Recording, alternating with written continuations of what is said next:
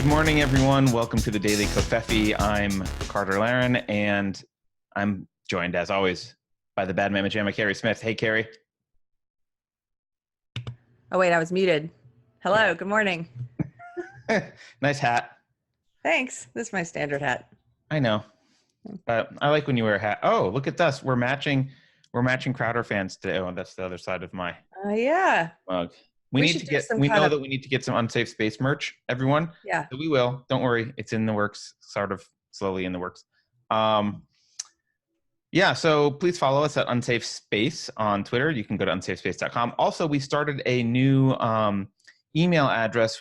We've been asking sometimes for like not only feedback, but also like tips or things people want us to talk about or things that piss them off or whatever. But we didn't have one clear place to collect all that. So now, instead of asking you to say something on Twitter or in a chat in YouTube or comments, just email speak, S-P-E-A-K, at unsafespace.com. And yeah, tell us what's what on that email address. So, Keri, what's up? What's up today with you? What should we talk about? I've got a few notes, but I got one thing that pissed me off yesterday. But, well, you start. I can show you what pissed me off. Hold on, let me see. I'm pretty sure that all these things work. No, they don't. There we go. So if you're looking at this picture, this guy yesterday, so it was announced yesterday that the FBI thwarted this plot in Southern California, in LA, this terror plot to like kill a bunch of people. And here's how the headlines read in just about every media. Authorities thwart widespread terror plot involving U.S. military veteran. And this is how he was portrayed. The guy's name, I don't even remember his name, Mark Domingo. He was arrested actually Friday night, but for some reason it came out in the news yesterday. So all the headlines were like this. All the press was like U.S. military veteran. CNN, their little headline at the bottom, U.S. veteran, Army veteran or whatever, military veteran, his plot's thwarted or whatever. He's caught, right, as a terrorist. And of course, what does that make people think right away? Oh, veteran, military, probably kind of right-wing guy, another white supremacist kind of guy, because military is generally a little bit more right-leaning and associated with that kind of thing more. Right. He was a Muslim. It was planned in response to the Christchurch attacks. He was a Muslim terrorist. He was a Muslim terrorist. Now, you just went through a thing yesterday about how we need to you had a nice little rant about how we criticize the right-wing crazy people, but we don't criticize the left-wing crazy people as much. And we're the first to call out white nationalist right-wing terrorism, which is horrible, and we've talked about it several times. This is called Islamic terrorism. That's what this is. It doesn't mean, when we say white nationalist terrorism, it doesn't mean all white people are terrorists. And we say this is Islamic terrorism, it doesn't mean that all Muslims are terrorists. It's just, that's what this is. This is Islamic terrorism. That's what it should have been called.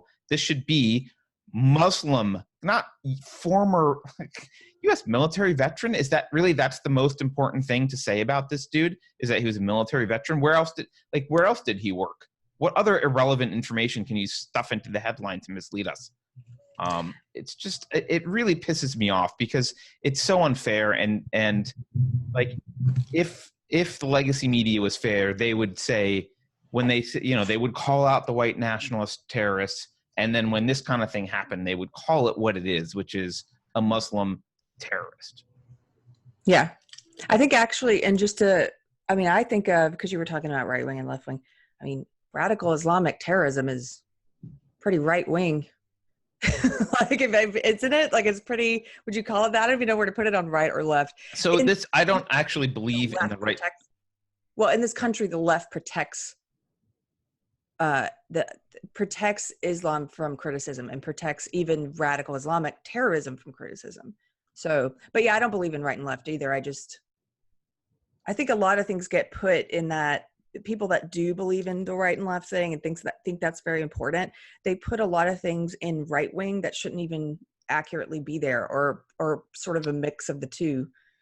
I think that's an intentional change of language. So like as we know, they're very conscious of language, and it's weird that the party that wants authoritarianism and big government can point to Nazis and say that's the other side, they're right wing.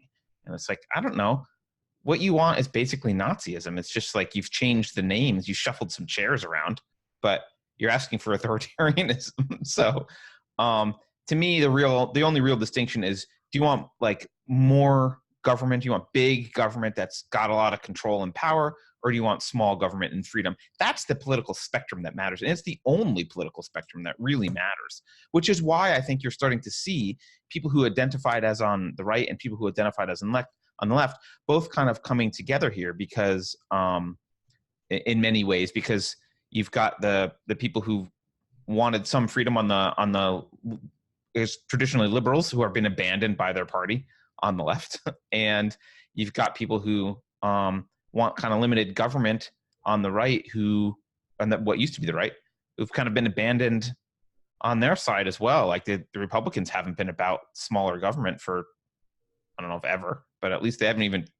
credibly talked about it, right? So there's nothing left for people who are kind of like, hey, where's the leave us the fuck alone party? Can we go there? Like that's the party that we want.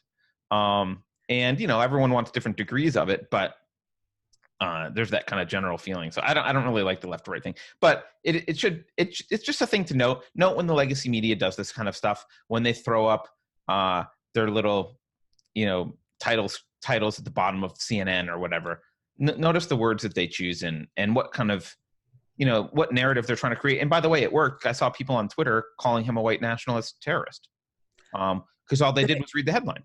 All they did, and they made assumptions. Yeah. So it's just like with the attacks in Sri Lanka, where they selectively and purposefully, in my opinion, left out the word Christian about the victims because they don't want you to think, I really think they don't want you to think of Christians as victims, or maybe it's that stuff that Dorothy Kim wrote about, this plays into the right-wing talking points, so don't mention it, Yeah, well, I think they don't want Christians to feel like they're under attack.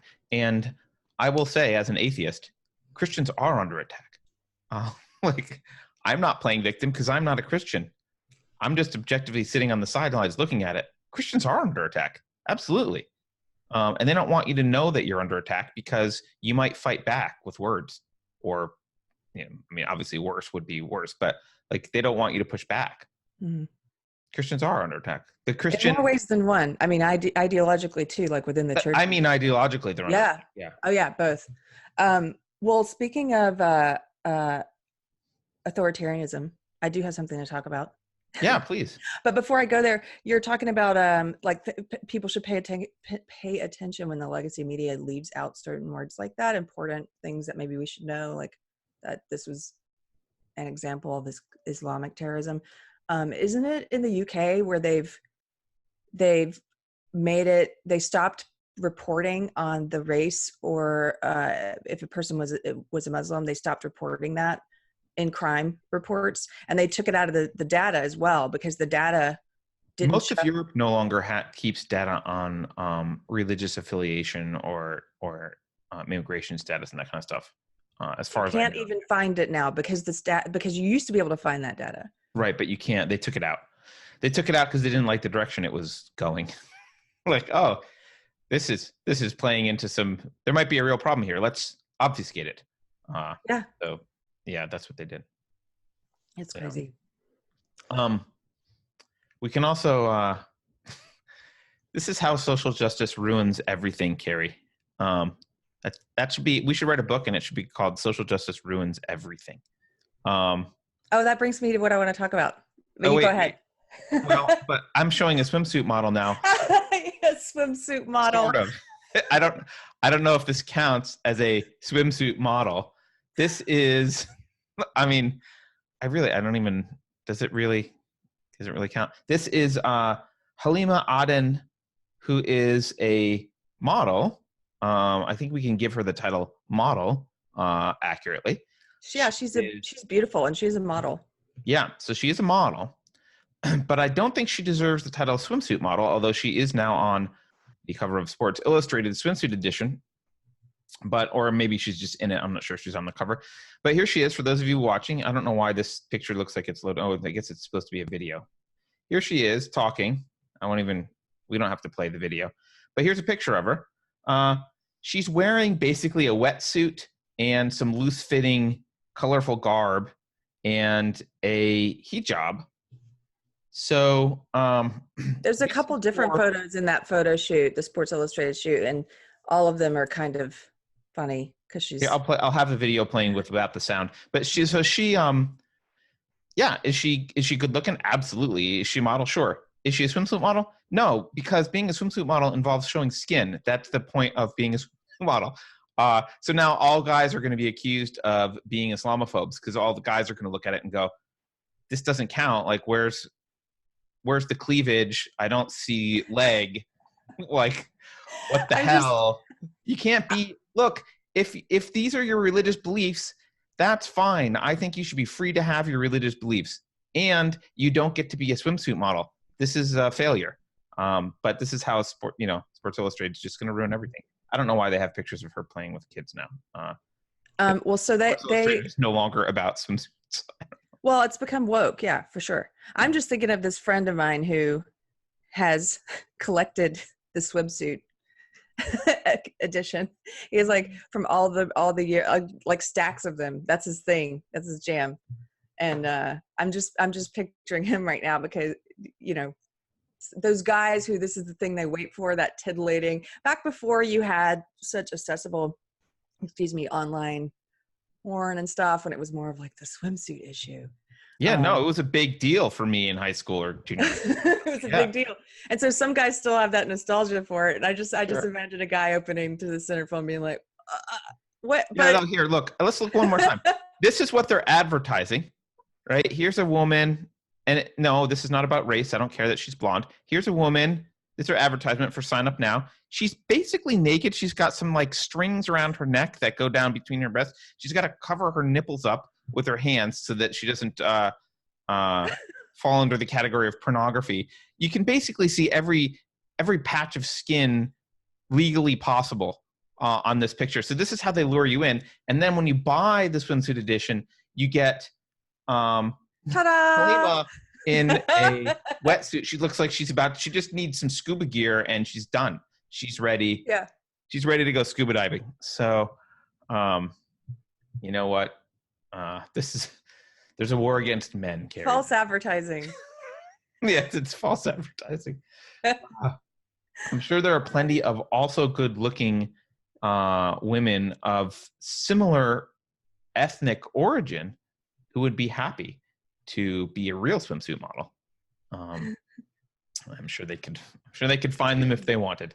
Yes. So yeah, it's all about being woke. You're right. So there goes swimsuit models.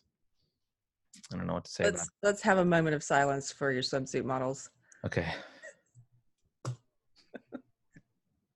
Okay, that's about. It's hard to keep going because I can't think of swimsuit model and the word that's staring me in the face on the screen, which is Stacey Abrams. I don't really want those in the same. You know who Stacey Abrams is, right? I do. I don't want to picture Stacey Abrams in a swimsuit. Fortunately, she has ruled out being a swimsuit model, as far as I know, and she's ruled out being having another Senate play, but she hasn't ruled out running for president. So the Democratic field could get even better. So man, this is going to be an interesting election. I think it'll be awesome. Keri, I wasn't going to do this in the show, but screw it. We'll have a quick meeting.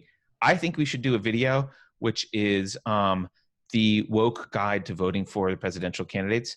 And we can just build an intersectional pyramid and figure out where everyone fits on the intersectional pyramid and be done. Oh, totally. That'd be fun. That way people don't have to worry about their platform or the debates or anything. We can just figure out where they fit. Well, that is how a lot of SJWs vote. Right. Okay, so I have something I want to talk about. Good. Thank you. Please. We only have a little bit of time. Speaking of authoritarianism, this news came out yesterday, or at least I just saw it yesterday. In Canada, this father, this family court in British Columbia just ordered that any police officer who has reason to suspect that this father has referred to his 14-year-old daughter as she, or by her old name. This is his daughter has now transitioned and become a boy. So the family court has said that he's not allowed to call her or to use female pronouns. He's not allowed to use her old name. He's got what amounts to a gag order. He's not allowed to speak to the media about it at all anymore. He had been speaking about it. And if any police officer has reason to suspect that he has broken any of these orders, that he is to be arrested immediately and brought before the court. And you can go online and read. I mean, you can read about it. You can also read the redacted, the family court, the order, or what, the document that they've put out where they've redacted some of the names. What's this guy's name? They're calling him Clark. They're using pseudonyms for all of them. Oh. They're calling him Clark, and they're calling his daughter Maxine/Max, I believe. But just look up Canadian father trans. No, I see it here. So it's actually this is it gets to the very thing that Gad Sad, Jordan Peterson, Megan Murphy, all these different Canadians were talking about Bill C-16 and testified about, where they said, hey, and you guys can go back and look at that footage when they were having these hearings. They're like, hey, Bill C-16 is actually not about what you say it's about. It's about compelling speech. I mean, you're saying that if people don't use the preferred pronouns, that they can essentially be fined or they could possibly be jailed if they don't pay a fine. And at the time, all of the SJW activists, trans activists, were saying, that's not what it's about at all. It's not about, no, you can't be, you're silly. We're not going to throw anyone in jail it's not going to be illegal. Yes, it is. This is exactly what they lied to get their way. I don't understand. They absolutely lied. And actually, one of the activists, there used to be this video one of the activists who was all about how it's not about this. As soon as Bill C-16 passed, she did a gloating video where she was saying, it's illegal now. It's illegal. Right after having said to get it passed. She took that video down, of course, but not before some people ripped it. Oh, she'll put it back up. But yeah, they're just gloating that it was illegal. Yeah, once it's been enough time since it's passed, and it's like it doesn't matter that they lied. Now this is accepted law. And so I just thank goodness we don't have this in the U.S. yet, because we do have freedom of speech. However, you know that the SJW activists here would be happy to codify this into law, and this is part of the reason why they are actively opposing free speech, not just on college campuses, but I've started to hear people on the left, on my quote side, attacking the Second and First Amendment in a way that I never thought I would hear, explicitly attacking it or criticizing it or saying this is an outdated document, that we need to reconsider some of these rights. So yeah. Anyway, no, it's crazy. So Jeremiah Keenan did this article in the Federalist about what you're talking about here. He was guilty of family violence. He was found guilty of family violence against his 14-year-old daughter on the sole basis that he had engaged in expressions of rejection of her gender identity. Yeah. That's not violence, court. And by the way, think about this. Yeah, they're doing what SJWs do, which is they're conflating opinions you don't like, or they're equating the words you use with violence, which is BS. They've been doing that for a long time. They want to blur, they want to say violence is speech and speech is violence, so that they can actually use real violence against speech they don't like, so that they can use the butt of a gun, or like you said, the force of the law behind you against opinions and speech that they don't like. But so to go back to your point about how the far left, the alt left, the SJW left, which I'm going to quit calling it the far left because it's become mainstream in the party now. It's become mainstream in the Democratic Party and in the media. The SJW left They are authoritarian in nature. This is a great example of this. This is oppressive. This is all the things they say they're against. This is oppression. This is it's an injustice. There's nothing just about this. It's authoritarian. It's got the it's even worse than censorship. It's not that they're saying there are words you can't say. They're saying you must speak these words that are not true. You're not allowed to speak true words. In this case, you're not allowed to have a difference of opinion. You must speak these untrue words. It's not your choice. It's the force of law now. Yeah. I mean, I don't know that they,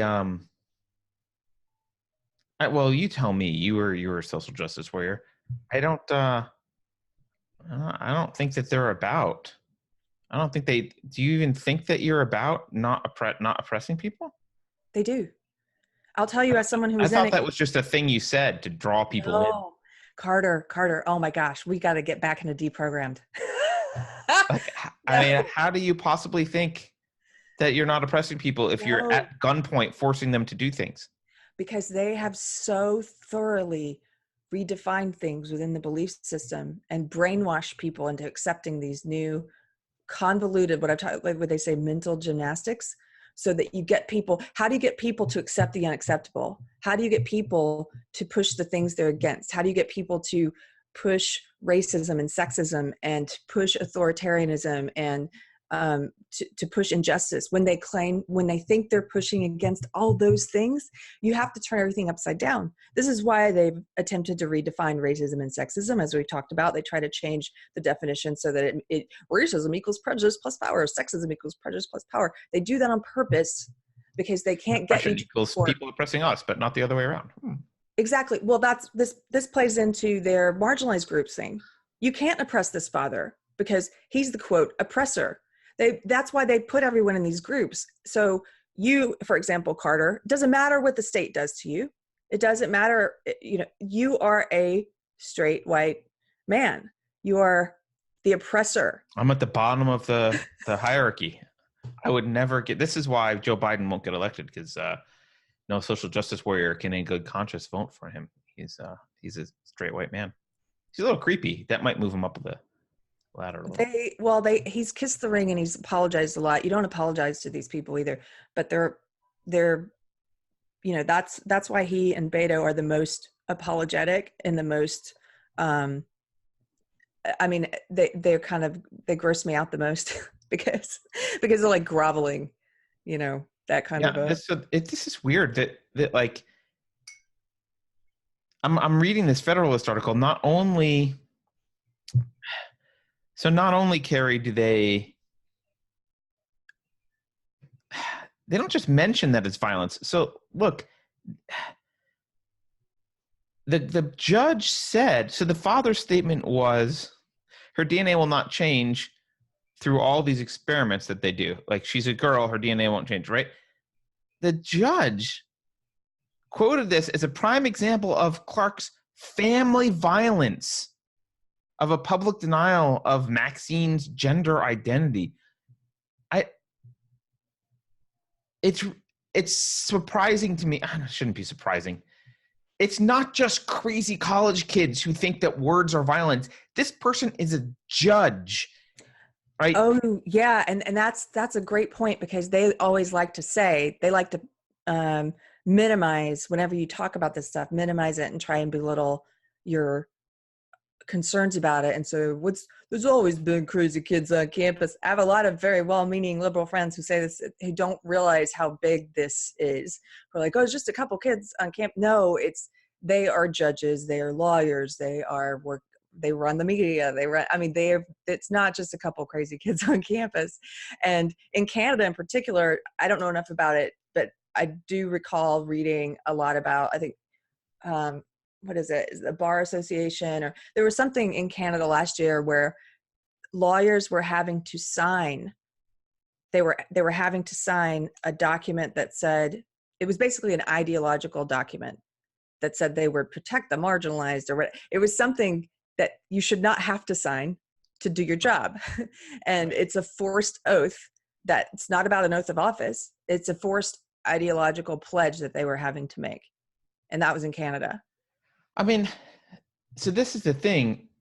This is what we're guilty of this. I mean, and I mean the normies, like the people outside of this crazy. Are we normies? We're probably not normies, but I'm definitely not a normie. But I'm just pretending I'm with the normies for a minute. Look, we let this go on for decades. People were warning about this decades ago, and this craziness has been in college campuses for quite some time. And what happens is people like Francesca Marzari go to college, and I don't know if she got indoctrinated in college or not, but she does these crazy things in college. And before you know it, it's a decade later or however long later, and she's a judge implementing this stuff.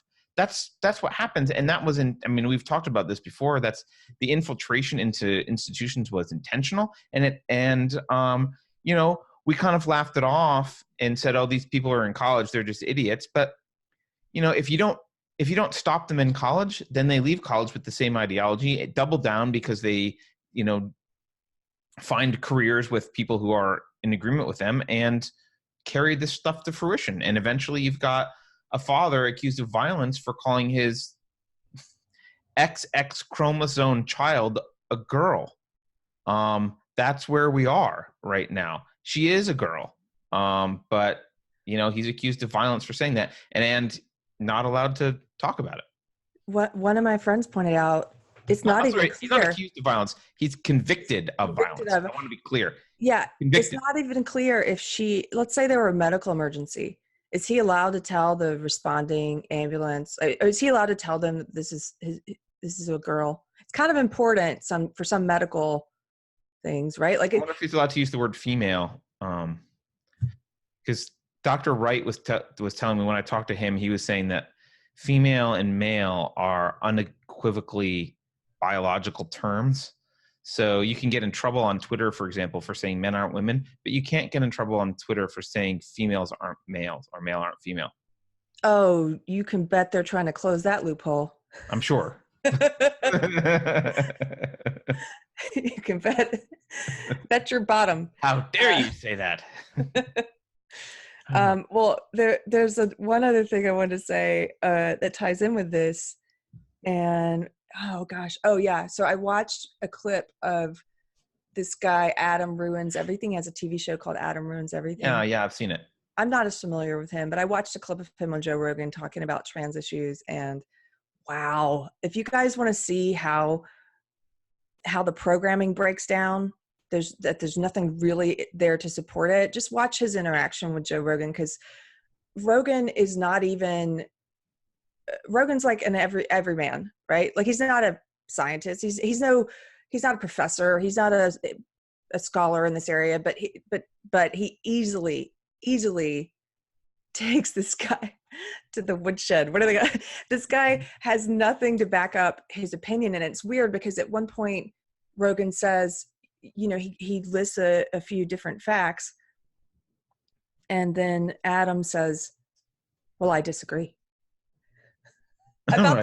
About the facts, not the opinion.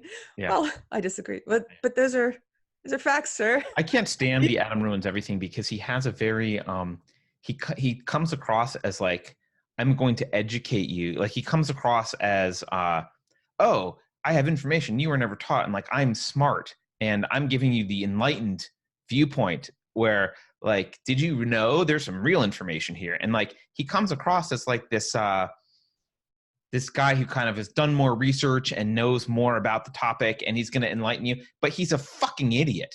And of his stuff is, he's not intelligent. I mean, that's obvious. Yeah. And all of his stuff is just propaganda. It's like someone wrote some propaganda pieces for him, and he goes out and does videos and acts like it's erudite, and it's annoying. Well, I wasn't that familiar with him. I mean, I knew who he was just because back when I was working in entertainment, I think it's, we had there was something I was working on. It was being compared to his show, but I'd never really sat down and watched the whole episode. And so thankfully I guess I'd avoided this guy until hearing him in the Joe Rogan interview. And he also says right a lot in a way that is begging for validation and confirmation of his opinion. in that way. I mean, I know I say a lot. I'm trying to get rid of my Sure. I say right sometimes, but not. I get what you're saying. There's a way that you're doing it. Right. So, I mean, we know that trans children do better when you put them on hormones at 4, right? And so when you move ahead, like we'll say these things back up. and then put right. And so I'm like, no, that's not right. He's trying to get you to be it's like he's had no one oppose him ever, and so he just can steamroll his way through with opinions and never get challenged. So well, I saw the YouTube channel Revenge of the Sis. They were kind of breaking it down and making fun of him too, and they pointed out what you're pointing out, which is that he seems like one of those guys he's like, I used to be just completely insulate, like he's in his own little bubble and has no idea that there are people that disagree and people that he probably respects or people that he likes that completely contradict things he's saying. Yeah, or facts. And that's what's really funny. He says stuff like he disregards facts that Joe brings up and just says, I disagree. But then he'll say, well, he kept saying, I'm not an expert, I'm not an expert. But then he would do an appeal to authority with someone he views as an expert who agrees with him. But there is this trans activist that I talked to, and she wrote a book, and you should really, I'm sure that her book, it's basically like, her book probably backs up everything I say, but I'm not her, but that's kind of what he said. That's what he keeps bringing up her book, but I'm like, oh, anyway. I'm not a wizard, but J.K. Rowling wrote a book, and I'm sure. It's all real. Let me keep citing this person who agrees with me. Yeah. All right. Well, that's probably enough for today, Keri. I'd love to keep talking, but you've got to work, and we've probably gone over our 20-minute target again. Yeah. But thank you, everyone, for watching. Keri, do you want to say goodbye to people officially? You want to do the official outro? Go ahead. Goodbye, farewell. I wish I could sing. I'd sing you that song. Goodbye, people. What's the outro? The official outro. Follow us on Unsafe Space. And if you like the video, please share it and tell people about it and like it. That helps us the most right now. We're about to break 600 followers, right? On YouTube. That's cool. So subscribe if you haven't.